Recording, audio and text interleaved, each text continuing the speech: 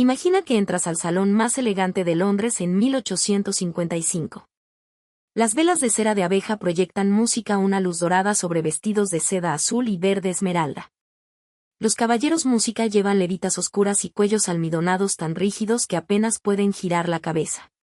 Las damas lucen corsés que comprimen su cintura hasta dimensiones que hoy serían clínicamente alarmantes. Bienvenido a Crónicas del Hierro, donde descubrimos la verdadera historia de nuestros antepasados. Suscríbete y escribe en los comentarios desde donde nos ves. El piano suena. Las conversaciones fluyen en un inglés impecable sobre política imperial, sobre India, sobre el progreso inevitable de la civilización y entonces te llega el olor, no el perfume, lo que hay debajo del perfume.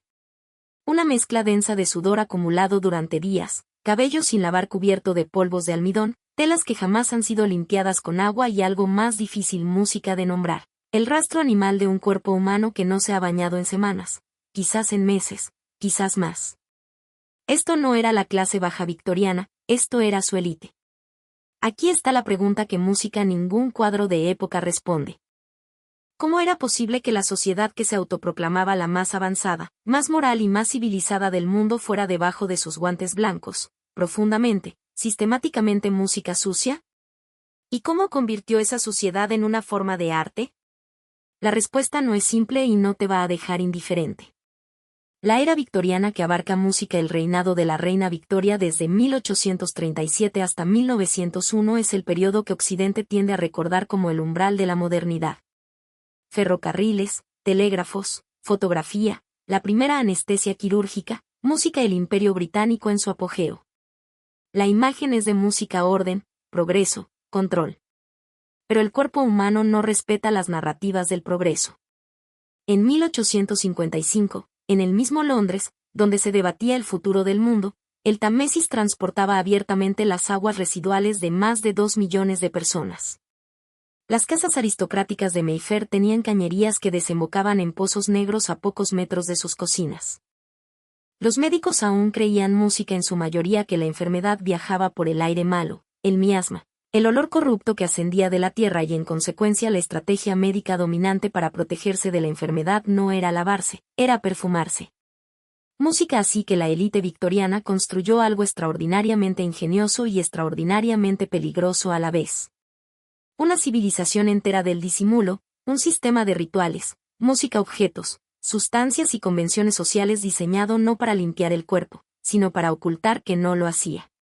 Las pelucas, los polvos, el perfume, los guantes, el maquillaje de plomo blanco. Cada uno de esos elementos tiene una historia y cada historia contiene algo que no esperabas. La apariencia de civilización tenía un costo que sus portadores apenas comenzaban a pagar. Para entender música por qué la gente del siglo XIX no se bañaba, hay que desmantelar primero lo que creemos saber sobre el baño. Bañarse existía. Lo que no existía era la idea de que el cuerpo música debía estar limpio de forma rutinaria.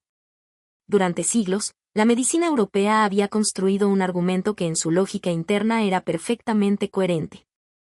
El cuerpo estaba protegido por una capa invisible de sustancias naturales acumuladas en la piel.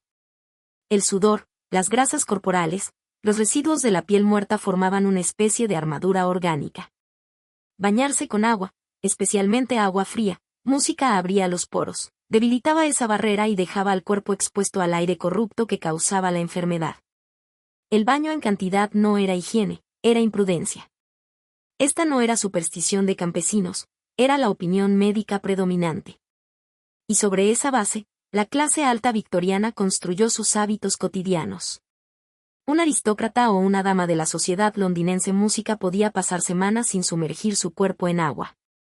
En su lugar existía música el toilet, un ritual diario de limpieza parcial con paños húmedos sobre las música partes visibles del cuerpo, principalmente manos, cara música y cuello. Lo que la ropa cubría, la ropa ocultaba. Lo que la ropa ocultaba música dejaba de existir socialmente. La ropa interior de lino tenía una función que hoy resulta música contraintuitiva. Se consideraba que el lino limpiaba el cuerpo música al absorber el sudor y los aceites de la piel. Cambiar la ropa interior era, en la mentalidad música victoriana, equivalente funcional a bañarse. Una dama música podía cambiar su camisa de lino hasta 2 veces al día y considerarse impecable. Su piel, sin embargo, llevaba música semanas sin contacto con agua.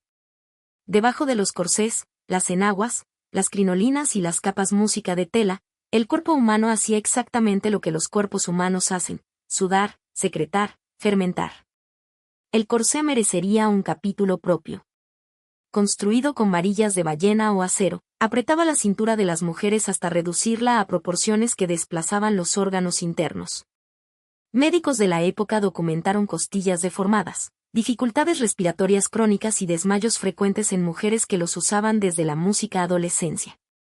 Las mujeres que se desmayaban en el salón no eran necesariamente sensibles. Es que no podían respirar con suficiente profundidad para mantener la conciencia bajo estrés social. Y sin embargo, el corsé era obligatorio. Una mujer sin corsé en sociedad era literalmente indecente. Debajo de ese corsé, durante un evento de 3 horas, en un salón caldeado por docenas de velas sin ventilación, entre 40 personas igualmente envueltas música en capas de lana y seda sin lavar, el olor era, en los registros de la época, simplemente parte del ambiente. Nadie lo mencionaba. Mencionarlo habría sido la verdadera falta de educación. La civilización victoriana no era sorda al olor. Era experta en fingir que no estaba ahí y para ese fingimiento tenía sus armas. El perfume música victoriano no era lujo, era infraestructura. Las casas de perfumería de Londres y París no vendían fragancia. Vendían la posibilidad de existir en sociedad sin delatar lo que había debajo. El agua de colonia, la lavanda, el ámbar, el almizcle. Estos aromas no música competían con el olor corporal, lo enterraban, y cuanto más intensa la fragancia, más alta la posición social del portador música y por lógica más imperioso el problema que estaba resolviendo. La peluca música que había alcanzado su apogeo durante el siglo XVII, pero música cuyas consecuencias se extendieron bien entrado el XIX. Era otro capítulo de la misma historia. Las pelucas empolvadas que cubrían la cabeza de los hombres y mujeres de clase alta se construían sobre estructuras de cabello humano comprado a los pobres, sostenidas con grasa animal y cubiertas música con polvos de almidón, a menudo aromatizados con violeta o bergamota. El proceso de empolvar requería una sala especial, música una powdering room, donde el portador cubría su cara con una máscara mientras el música polvo llenaba el aire. Lo que nadie menciona en las pinturas de época es lo que vivía dentro de esas pelucas. El calor corporal, música, la humedad y la grasa animal creaban un ecosistema perfecto para los piojos. Los registros de la época documentan peinetas de marfil con púas, especialmente diseñadas para desalojar parásitos de las pelucas sin desmontar la estructura. La expresión inglesa to have a bone to pack tiene raíces directas en este ritual. Algunos historiadores han documentado pelucas tan elaboradas que se dejaban música puestas durante días o semanas, convirtiéndose en estructuras habitadas. La clase alta victoriana heredó de sus predecesores del siglo XVII no solo la moda de la apariencia artificial, sino música, la filosofía entera que la sustentaba. Lo que el mundo puede ver es lo único que importa. El cuerpo real, el cuerpo que suda y sangra y envejece, era una realidad privada que la sociedad acordaba colectivamente ignorar. Para las mujeres, el arsenal iba más lejos. El maquillaje de la época tenía una base que hoy resultaría impensable. El carbonato de plomo blanco, heredero directo del ceruse renacentista, era el ingrediente fundamental de la mayoría de las bases de maquillaje y polvos faciales de la primera mitad del siglo XIX. Aplicado regularmente sobre la piel, el plomo se absorbe y el plomo música tiene efecto sobre el sistema nervioso, los riñones y la sangre que los médicos de la época no comprendían, pero que comenzaban lentamente a sospechar. Las mujeres música que buscaban la palidez perfecta que la moda victoriana exigía.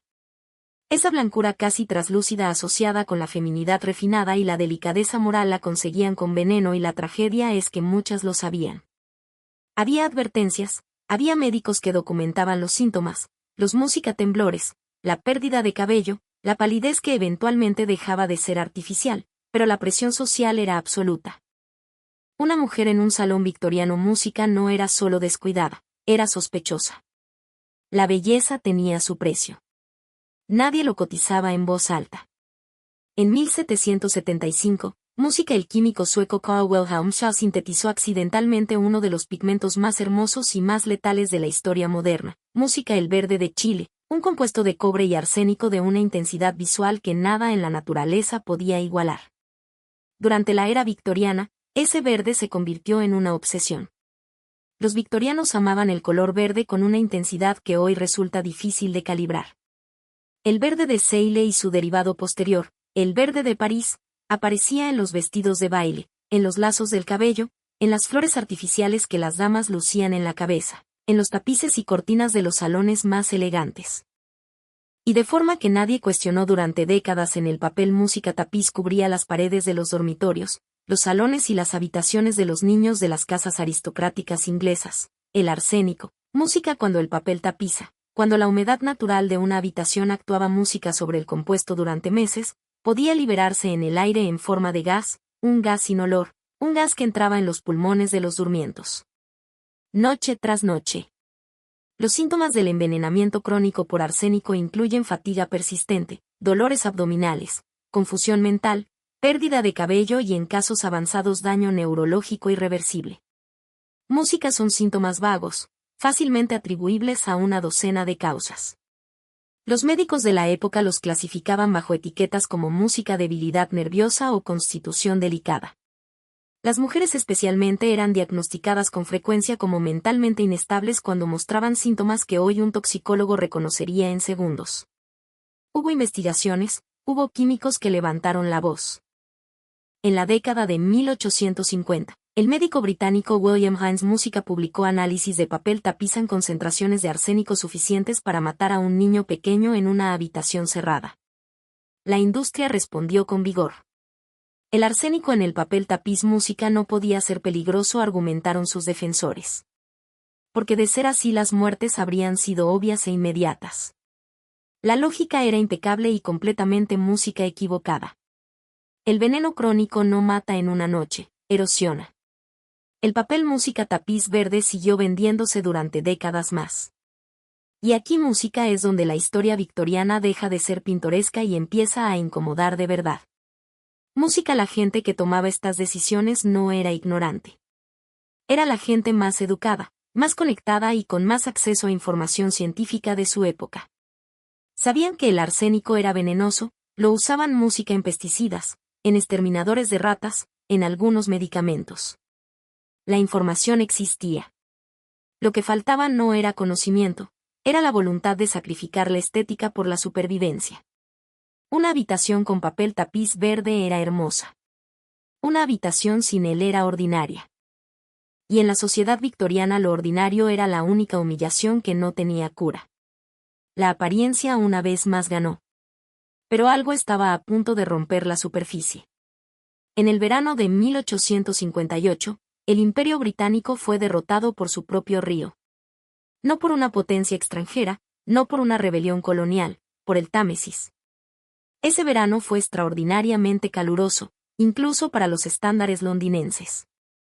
El nivel del río bajó, la temperatura subió y los 2,5 millones de habitantes de la ciudad más poderosa del mundo, sus hospitales, sus mataderos, sus fábricas, sus 100.000 caballos de tiro, todos volcaban sus residuos al mismo río que atravesaba el corazón de la capital imperial, sin sistema de alcantarillado moderno, sin tratamiento, sin plan.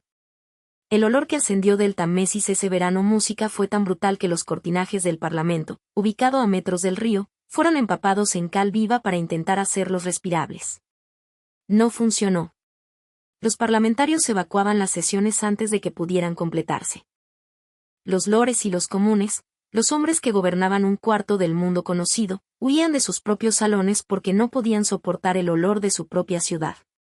Este episodio tiene nombre en los libros de historia, El Gran Hedor, The Great Stink de 1858. Y aquí está la ironía que lo cambia todo.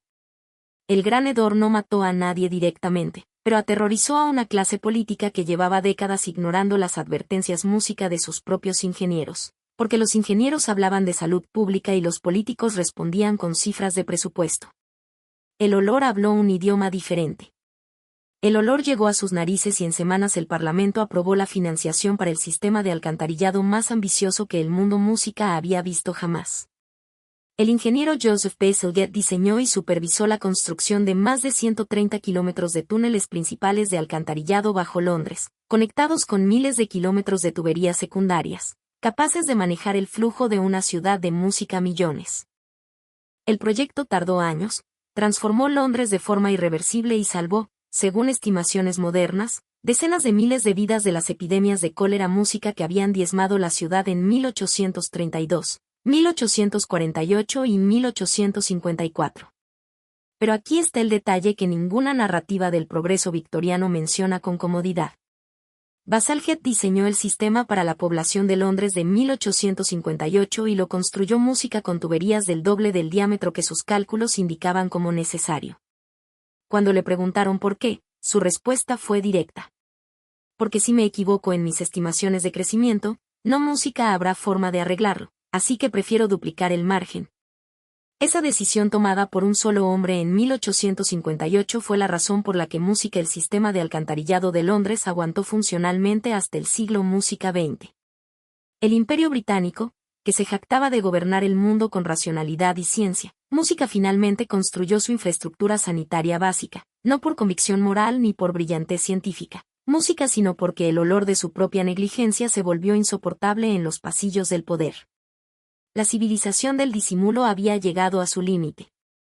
Lo que vino después cambió para siempre la relación del mundo occidental música con su propio cuerpo. La transición no fue un amanecer, fue una negociación larga, música contradictoria y llena de resistencia. En la segunda mitad del siglo XIX, la medicina comenzó a reconstruirse sobre bases que hoy reconocemos.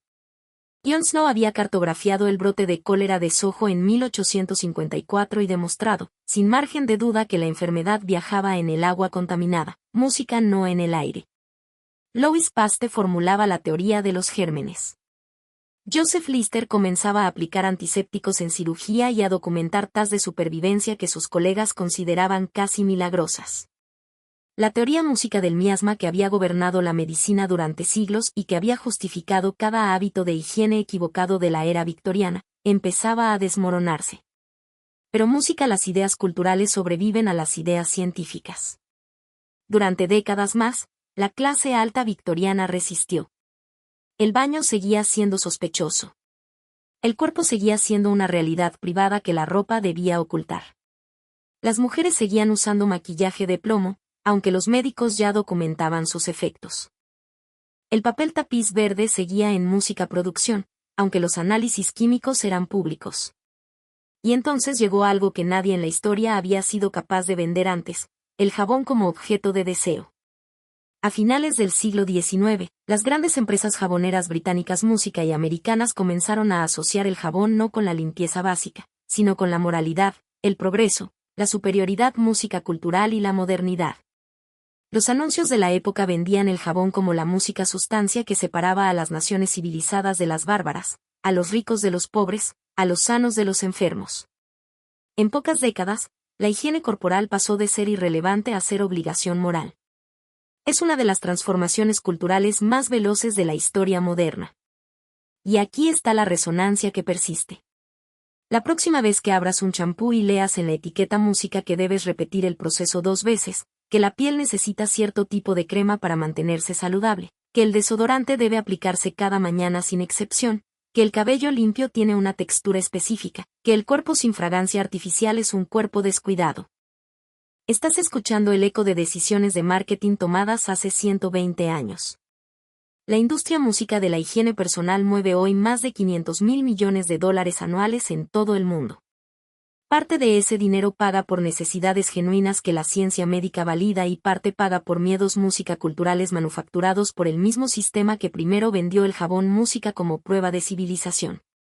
La élite victoriana se envenenó música con plomo y arsénico para parecer perfecta ante los demás. Nosotros pagamos fortunas música para oler. Ningún cuerpo humano produce de forma natural. La distancia entre ellos y nosotros es más corta de música lo que el champú nos haría creer. Si algo de esta historia te incomodó, es porque debía hacerlo. La historia de la higiene no es la historia del progreso, es la historia de lo que una sociedad música está dispuesta a soportar y ocultar para mantener las música apariencias.